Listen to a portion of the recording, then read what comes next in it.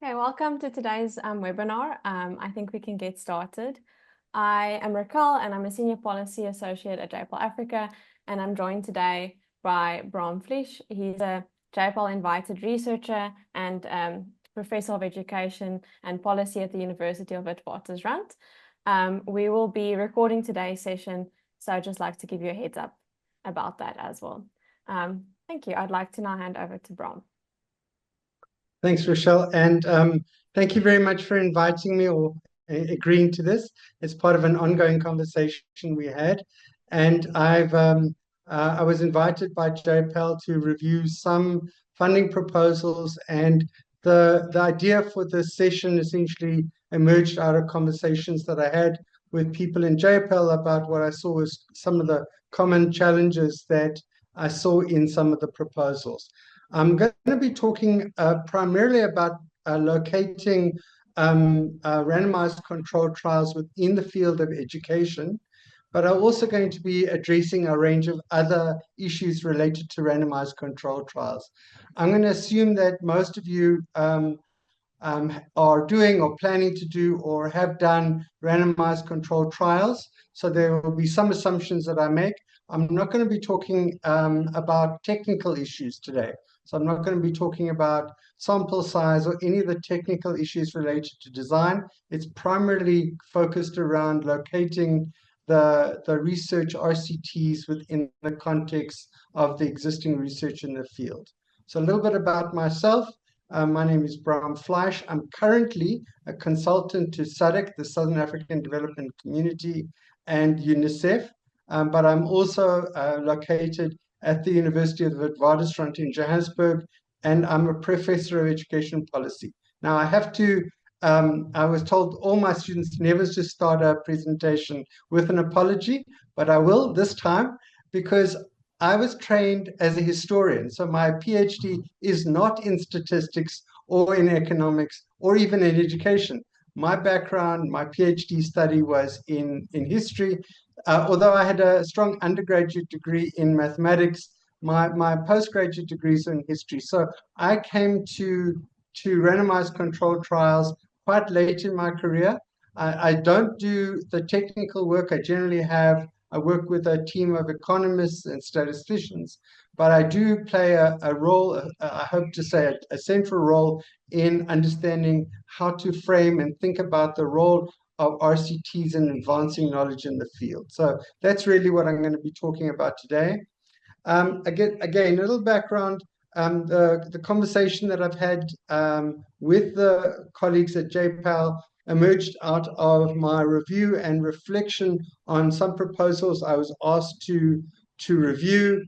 I saw a couple of what I call common themes, weaknesses, and particularly weaknesses in locating the proposed studies within the field of education.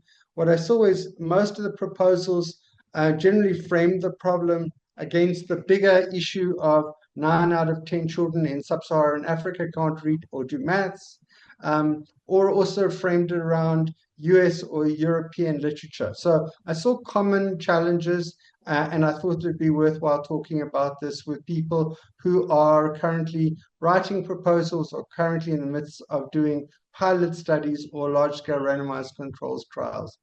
I think that one of the issues that is clear is that many of the proposals I looked at have a strong understanding of design and methodology. So that wasn't necessarily some of the challenges that I saw. I think many of the people have a really strong economics background that understand the logic of the randomized control trial, but another piece of the equation was missing, which was understanding how to locate the studies within the field of education.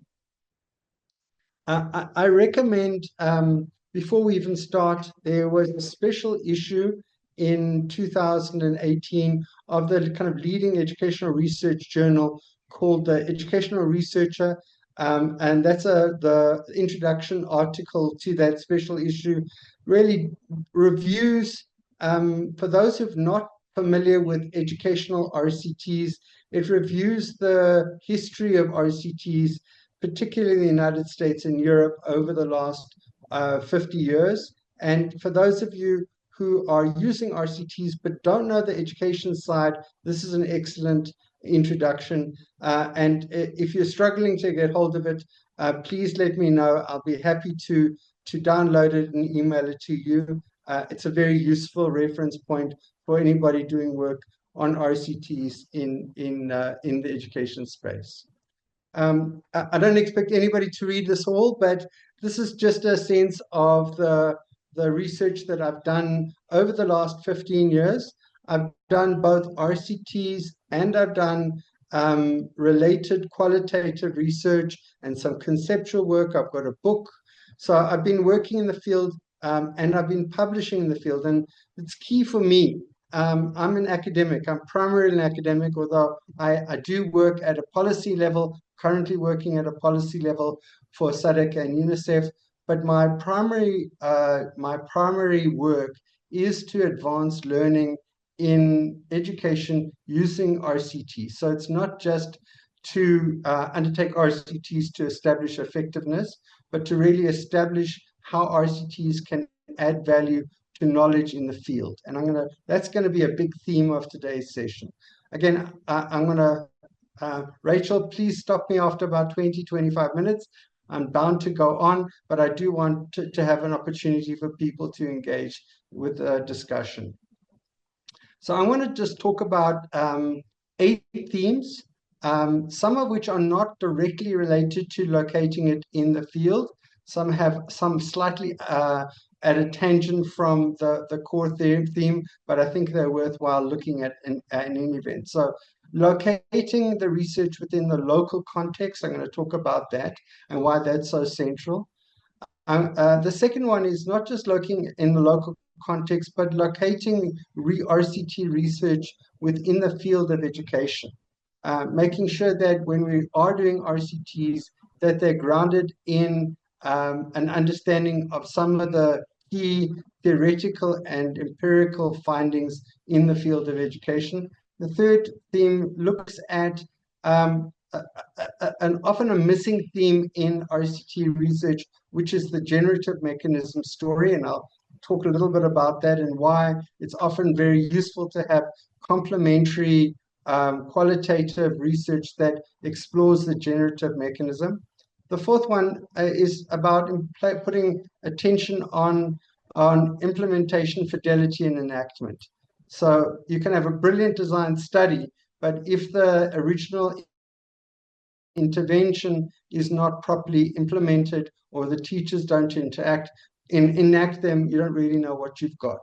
The fifth one deals with a theme that is increasingly important in my work, which is the question of persistence and time. And I'll talk a little about one study which showed identical study over 2 time periods, completely different findings.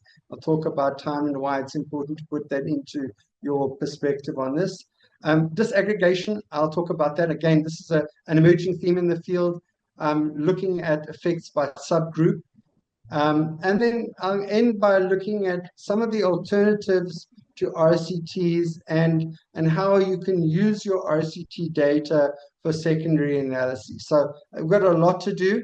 I don't know if I'll get to all of them. And after about 25 minutes or 20 minutes, please stop me. So let's begin. So one of the things that I often encourage my PhD students to do is to make sure that you understand what's been written in the field in the local context. So I've been writing about education, particularly early grade learning, for the last 15 or 20 years. I came out with a book in 2008, and the book was essentially an opportunity for me to review all the research that had been done up until that point on all the factors associated with underperformance in literacy and numeracy. So it was very important for me to make sure that I really thoroughly understood some of the background variables, the research that had been done, what were the gaps in the research. So I think, again, what I encourage all my students and my colleagues to do is to make sure that you have an opportunity to really read the field very thoroughly. I've written another book that came out a few years ago on interventions, and the book on the far right side is essentially another book that came out very recently, and an edited collection on all the research on intervention. So looking at the secondary sources that tends to accumulate all the research on interventions and what we know, particularly at the local context, is a crucial part of the background and understanding the framing of it. And the concern why focus on the local is because generally what we see is that many researchers tend to link directly with the international debates. So many of you, if you're economists, know the Global Education Evaluation panel and the smart buys. This is often the reference point for a great deal of research. In my view, very important, but it's also important to link back to the local research communities. And in some cases, the research is actually only available in PhD studies, and in some cases, people have been publishing in the grey literature and even suspect literature, but it's important to know what's been published. And obviously, you make judgments about the value and the quality of that research, but to understand that you're working against and with an existing community of researchers, and that when you are crafting your study, it needs to be crafted in relationship to that existing work. And how do you find that existing research? Well, these are pages that I got this morning from Google Scholar. And one of the big debates in the Global Education Advisory Panel's research is the recommendation that structured pedagogy programs for early literacy and numeracy are regarded as smart buys. So it's crucial then to identify what is being published on that, particularly for my purposes, in sub-Saharan Africa or in the so-called global south. And you'll notice that immediately that there are a couple of journals that come up frequently, like the International Journal of Education Development. I publish there frequently, and some of the leading people in the field publish in there. And Piper and colleagues have written extensively about structured pedagogy. And so it's a reference point to understand what's been said about structured pedagogy, if that's going to be something that you're going to focus on in your RCT studies. But it's really useful not only to read the writings that are sympathetic, but also read the critical literature. So Ursula Hoadley, who's at UCT, has done a lot of research in Ghana and South Africa on structured pedagogy, and she's a critic. She doesn't use RCTs, she does classroom observations, but it's very important to respond to not just those who are presenting positive perspectives, but also to the critics, because they provide a very important reference point to formulate research questions to address the way in which you present your research. There's also increasing amounts of research that are country-specific and location-specific. So the third reading on the Google Scholar was a paper on research in Uganda, and it focuses down much more specifically, not just on whether a particular program that uses a structured pedagogy, but looks specifically at one element of it, which was teachers' use of structured lesson plans. So I'm not sure if this is an RCT, but certainly this is an important study, and it's one important element. And it's important that we understand how teachers who are using one element of an RCT respond to particular modes of teacher support or materials for teachers, which is the structured lesson plans.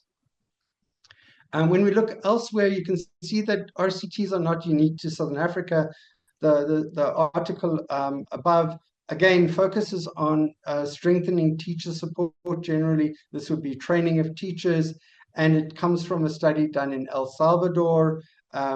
There are studies also done in Haiti. So you can see, even if you're not focusing exclusively in sub-Saharan Africa, there are a wealth of research undertaken in contexts not dissimilar from the context of sub-Saharan Africa, with similar large class sizes, with similar profiles of teachers, similar basic sets of resources. So I think it's important to understand what's currently being discussed in the published literature, and not just framing it against the large international debates, but actually framing it against the empirical research.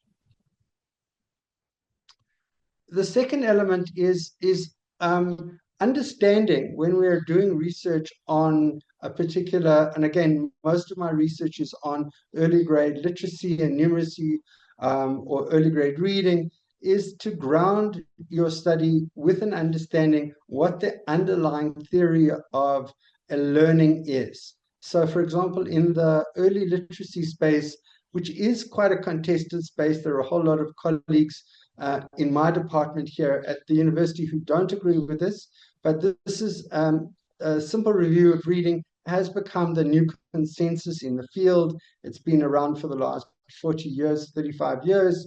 It is, and to understand that underlying any evaluation of a literacy program, it is required of an evaluator to understand what the theory that animates that research. So in the simple view of reading, there's a recognition that there are two main components.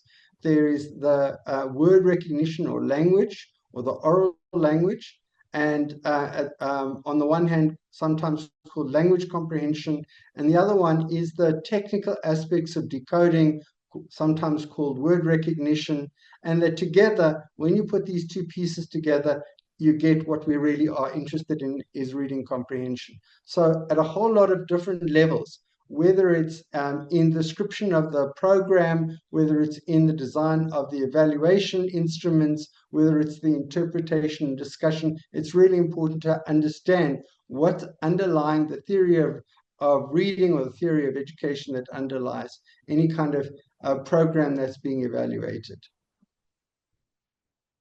And here's a slightly more elaborate version of the theory of reading. It's called the rope theory, and essentially says that there are a whole lot of more specific elements that go into the teaching of reading.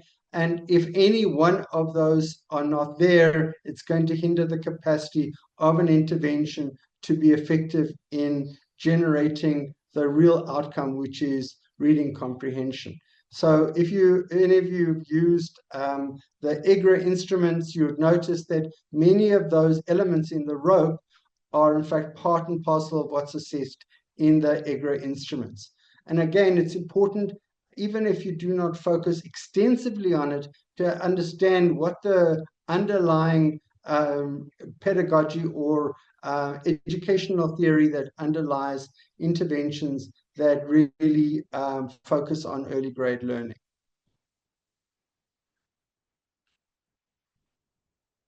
Let me just move this. This is an issue that has come up only in the last 5 or 6 years in my work.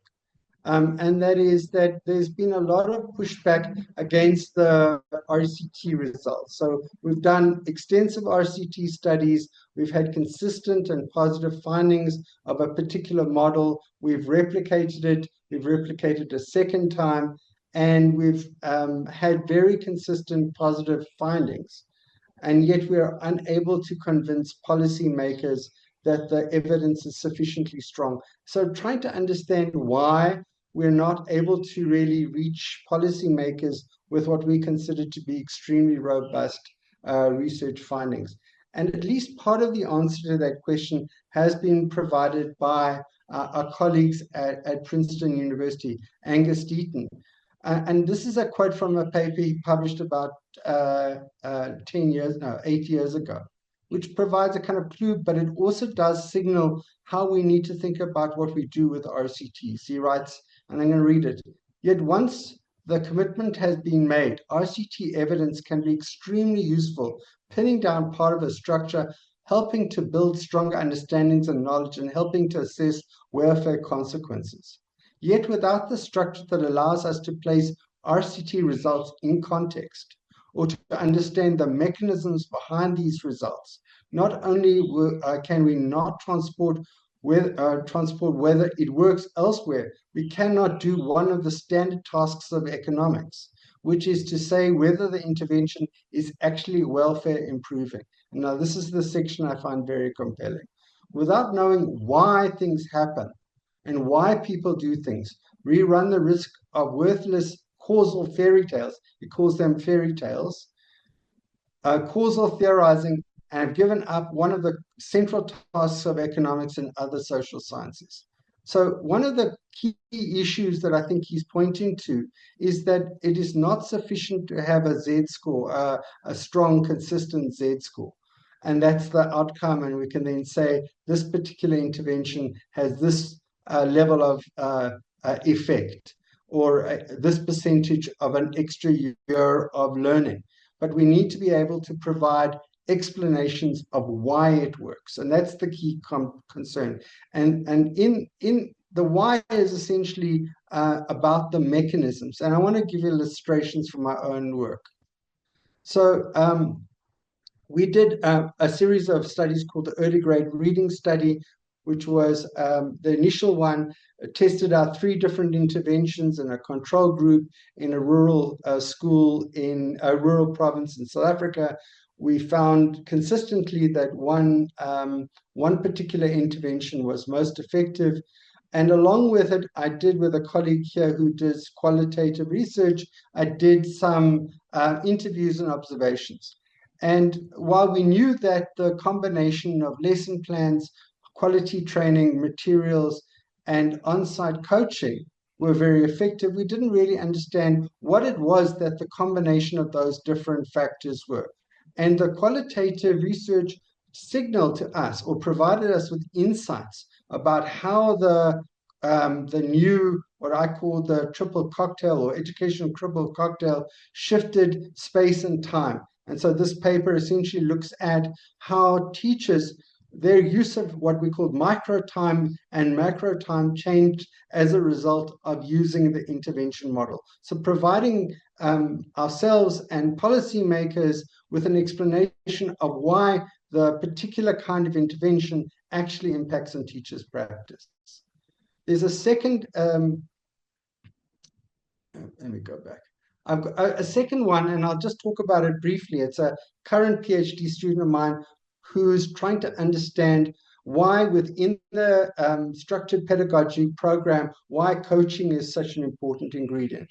And we've looked at the secondary literature and the reviews of research on coaching, but the actual mechanism that we discovered from qualitative research, which was nested in the RCT, was very different than the standard explanations that are given in the literature. So rather than nested or embedded practice, providing on-site support with demonstrations of the practice in the classroom context, what we found about coaching after interviewing and observing teachers and having in-depth focus groups with teachers is that the coaches dealt with a very fundamental precondition for change, which was emotion. So our teachers, when they started to talk to us, said that they are very weary of change, and that having a coach who was easy to engage with addressed 2 fundamental problems that teachers had. One is anger, and the second one is anxiety. So teachers are anxious that they're not doing the right thing, angry because the department is not giving them what they need.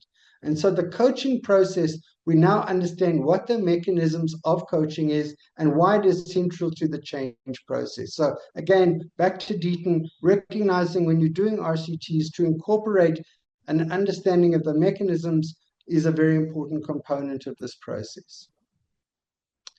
I'm running out of time. I know I want to try and leave lots of time for discussion, but I want to just briefly talk about one of the big challenges of many RCTs is that they measure baseline, if they're measuring learner performance, and they then measure it at baseline and endline with the control and intervention groups, but often don't pay sufficient attention to the processes are what I call implementation and enactment.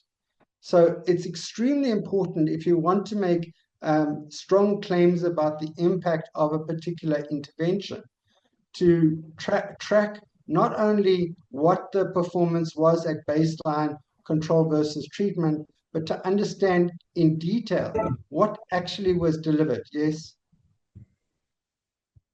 Okay, I think somebody was about to say something. Okay, so and this study, which I've cited here on the side, provides a very good explanation why it is important not only to track what was actually delivered to the teachers, what training, what support, what materials, but also to track where they actually enacted it. So you can see, looking at those effect sizes, whether a teacher actually followed the training or the lesson steps, or they didn't follow it, had a huge impact, particularly on the lower order scores. So you can see there is a huge gap between a teacher who may have been trained but didn't follow the script and the teacher that did follow the script. It's not to say that the teacher that didn't follow the script didn't gain something, that wasn't doing something worthwhile. It's presumably there'd be significant difference between the teacher who did receive the materials and did the training and the control group, but nonetheless, we need to understand the extent to which teachers actually implement what has been planned, and understand the distinction between that and those teachers who may have received the resources, may have received the training, but actually didn't follow what was required of them. What's also interesting about this little graph from the study in Madagascar, and I've spent some time in Madagascar looking at this program, is that the teachers are able to see much higher gains in the simpler tasks, like the letter sound and syllable identification, and you see relatively modest gains in the more complex tasks of reading comprehension. But that's another conversation for another day. I want to just highlight another really important and emerging theme in the RCT research, which is thinking about persistence, time, and effects. So this is a simple story of two different papers published on the same study, the one after year 1 and the other after year 3. So we studied essentially in the first major RCT we did in South Africa, looked at the impact of a structured pedagogy program that included training, resources, materials, lesson plans, and on-site coaching. At the end of it, people were saying, oh, that's very good, but coaching is too expensive for South Africa. So we then decided that we'd test out what was something that had been used in a couple of small-scale studies in South Africa, which was a virtual coaching using telephones and coaching using tablets. And we wanted to test out the extent to which replacing on-site coaching or in-person coaching with virtual coaching would have the same effects. And guess what? When we tested the control versus the treatment at the end of year 1 in the new study site, we saw very strong gains in both the on-site or in-person coaching and virtual coaching. So that was very promising. We published the research. We presented it into international conferences. But when we reviewed the same groups at the end of the 3rd year, at the end of grade 3, we found a very different result. So at the end of grade 3, while there was still consistent positive findings for in-person coaching and some positive effects of virtual coaching, it actually had a negative effect on one other element of the teaching process. So the premature conclusion we reached after 1 year could not be extended once we had a full picture of what the intervention over multiple years would have. And that really talks about the importance of understanding that immediate results don't really provide a full picture of what the impact of a particular intervention is. And increasingly, our research is not just understanding the short-term impact of an intervention, the medium-term intervention, but now we're increasingly studying the impact of an intervention 4, 5, and even 10 years after the intervention, because clearly, if we're seeing persistence, it's clear that that intervention not only has an immediate effect, but doesn't get washed out within the course of continual learning in school. So persistence is increasingly becoming a very important part of the research. And it does signal to young researchers that when you develop a research project, the possibility that that research project will not just end after a year or 2 years or 3 years, but to follow the cohort of learners who are participating in the study for an extended period will provide very, very compelling evidence of its impact over the course of a child's life and possibly into the post-school experience. The sixth theme that I wanted to talk about, disaggregating impact. And again, this is a big theme that is increasingly a part of the conversations that are taking place in the field of RCT research. And it's in that article that I referred to at the beginning of the session. That up until now, we've really focused on average or the central tendency.